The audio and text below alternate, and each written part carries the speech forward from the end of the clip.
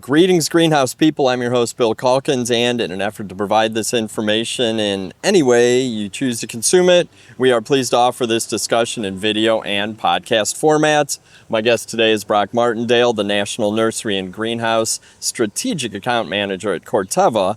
And Broch grew up in a greenhouse. He studied greenhouse production at The Ohio State University.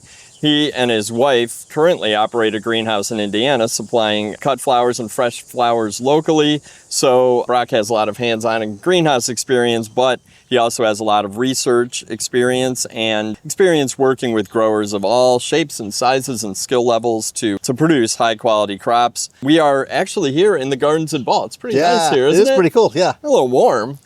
Yes, it's warm. A little bit warm today, but we're surrounded by thousands probably of beautiful flowers, maybe millions, maybe not. But what we don't have a lot in the gardens, but is our topic for today, are weeds. Yeah. And I know that because our team here at Ball who works in the gardens have done a meticulous job getting these beds ready. You had a chance to walk around, Yeah, right? I did, absolutely. What'd you think? I thought they looked fantastic. Yeah. Awesome.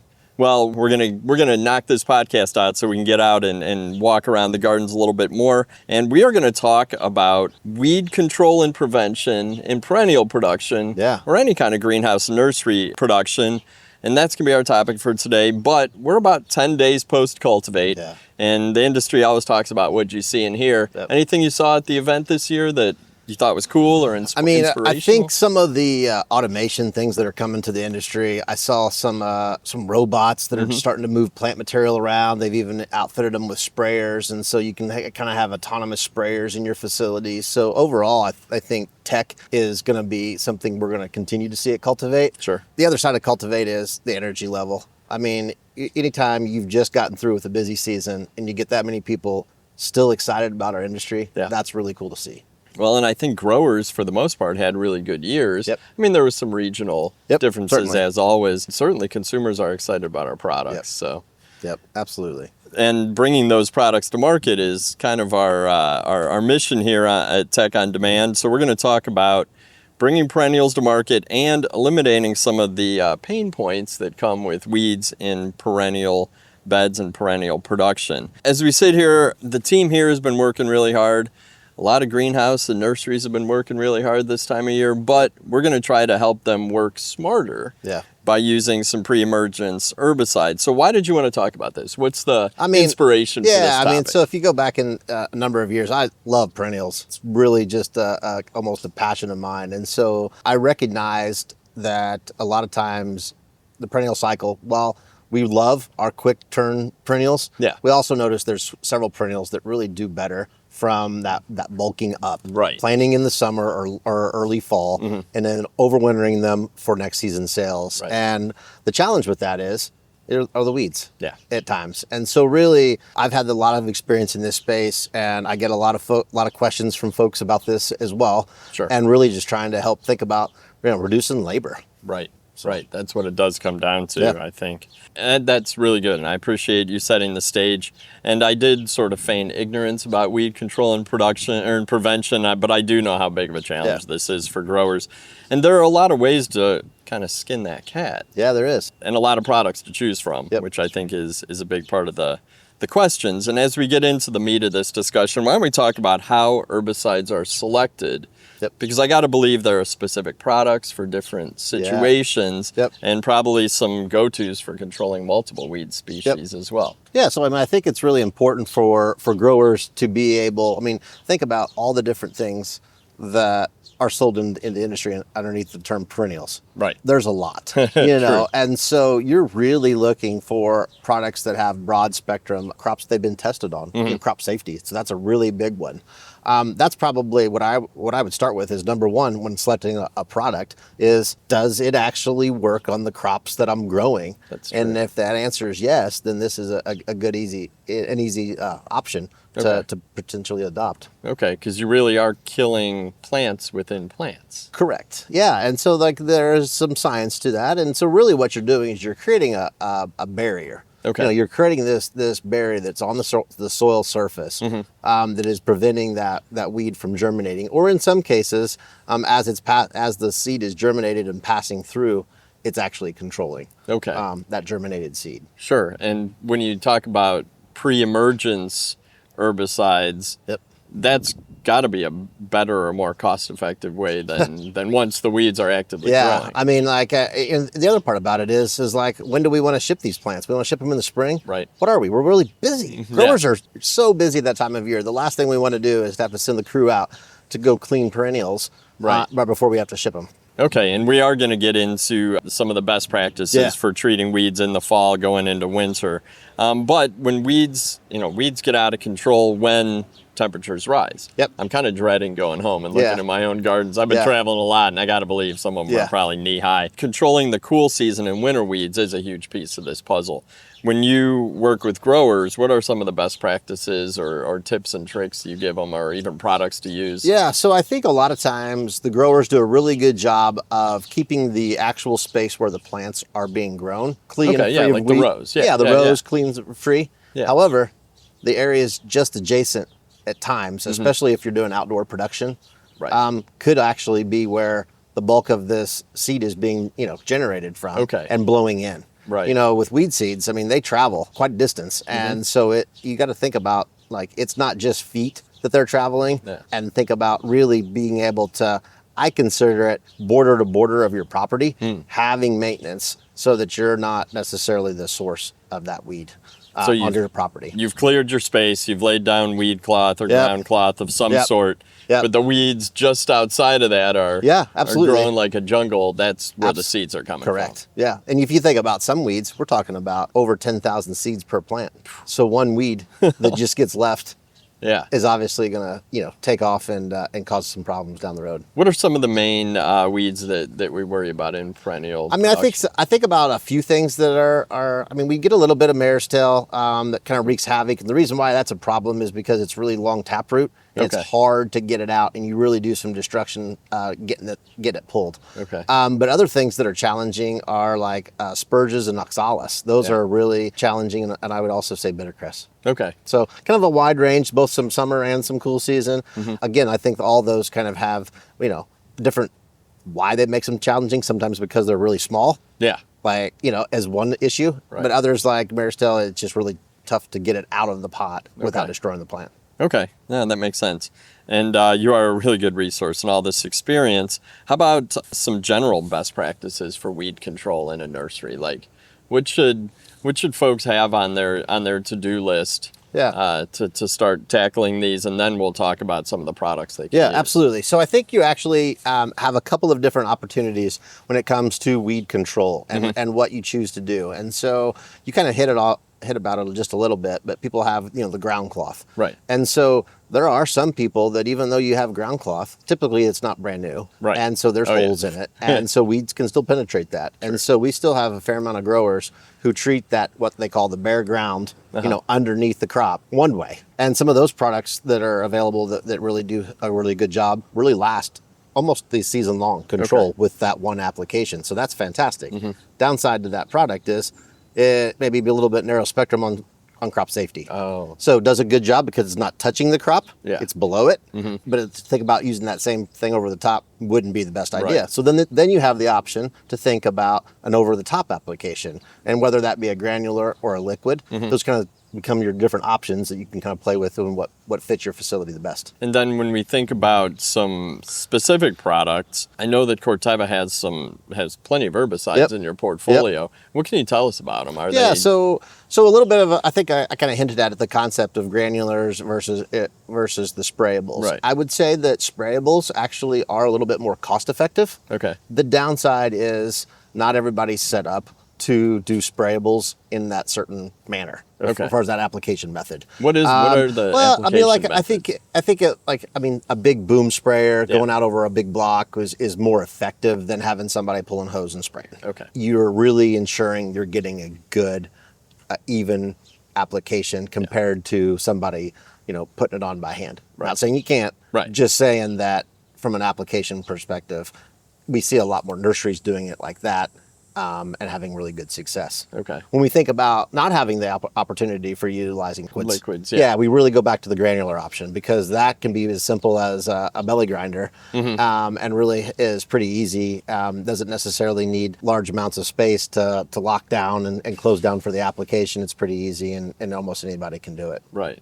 What about specific products? Give me some product Yeah, so that you would I mean, recommend. I'm going to start with Corteva product, but Snapshot is a granular option for perennial growers. It's really has a really awesome broad spectrum, both on the weeds and the number of crops that's listed for safety on. Okay. And so like it kind of fits the bill for around what the growers are looking for. Right. Another good option from OHP would be Fortress. Okay.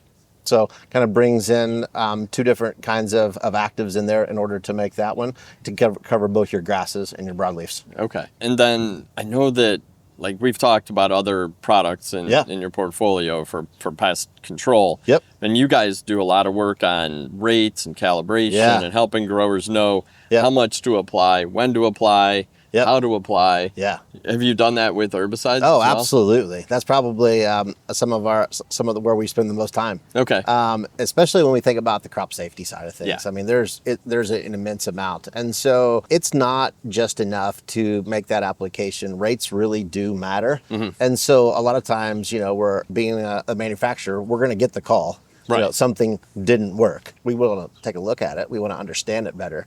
And we can usually, by seeing what weeds aren't being controlled, we can then understand what went wrong. Okay.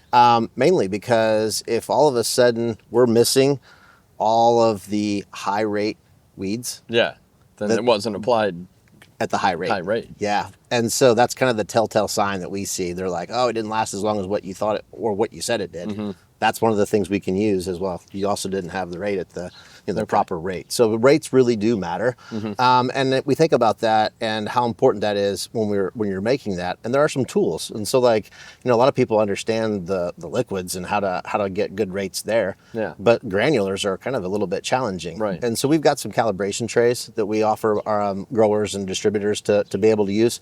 And you can simply put the calibration trays out into the grow pads, growing area, and as you're going by, you can help calibrate and see, oh, am I applying at the right rate? And so you can count or measure. Yeah, it's got some corners in the tray that show you, like, this is the 200-pound rate per acre, this is the 150-pound rate per acre. That's cool. And they can really easily see if they're teams, because think about it. I mean, I'm 6.5 foot tall. Think about somebody else. I walk at a much faster pace through the facility than somebody else does, and so calibration is important. How many growers that you work with take advantage of stuff like that? Honestly, not enough. Not enough. Yeah. I knew you were going to say that. It's just I feel like I There's some great pictures out there. Some people have said that, pictures are just as good for us. Like we want to see what 150 pounds looks like versus that 200 pounds. Okay. And that's not a bad way to think about it as well. But again, I think that really kind of having, calibration training is super key. Just recognizing that not everybody walks the same fast. They don't spin as fast. Like, there's all kinds of different things that happen.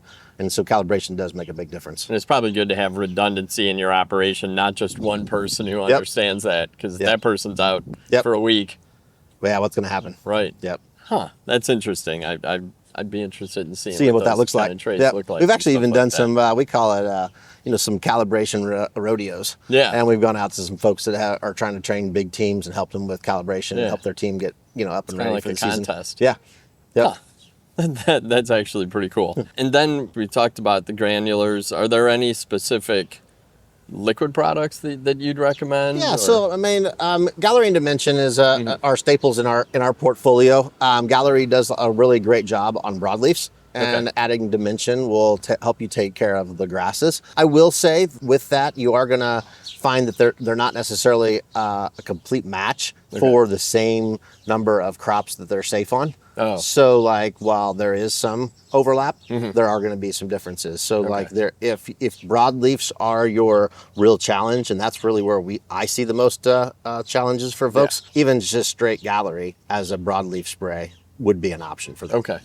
Okay. I mean, we know and we talked a little bit about the amount of labor involved in this. Keeping weeds under control, no matter if you're applying herbicides or pre-emergence or doing by hand, there's a cost involved. Yep. What are some of the products, how do these products that you mentioned help control costs versus a manual Yeah. weeding, So- and how much labor really goes into, because it's got to be kind of a hidden cost. I don't Yeah. think a lot of people are tracking it. Yeah, but you must know. Yeah, I would agree. I don't think enough people understand just how much it costs to weed an acre, or you name this amount of space, but an acre of crop can be really labor intensive, especially at key times of the year. Right. And so we've got some calculators that we've built and have available to the distributors and growers if they're interested, want to reach out. We can happily help them plug in those numbers and their labor rates, and give us a little bit of information about what they're seeing, and we can plug all that information in and help them really kind of make that decision, how much you're spending per year in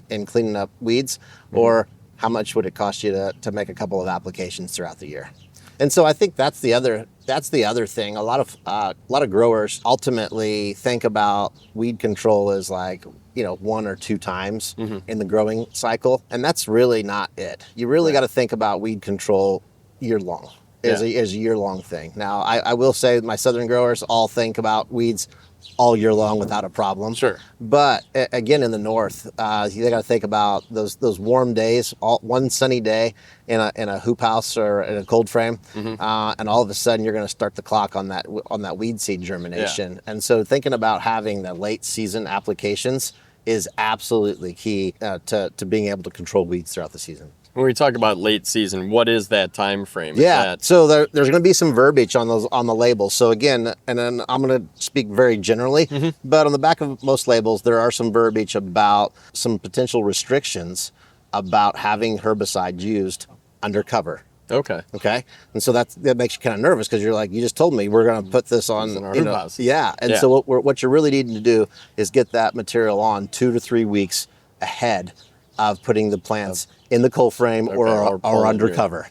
Yeah, and so that's the sweet spot. So you get it on, you get it watered in, and you allow it to have the 2 to 3 weeks of being out in the open, and then it's perfectly safe to put under cover then. Okay. Yep. And then do you need to reapply in the spring? Yeah, so then that'll carry you through. So potentially we think about this as a September, October kind of time frame, maybe even a little later, depends on where you're at in the country. But again, we're thinking about that September, October kind of time frame. And then we're thinking about an early spring application as soon as you are starting to move things out. Okay. Yeah. Okay. So it's 5-6 months. Yep.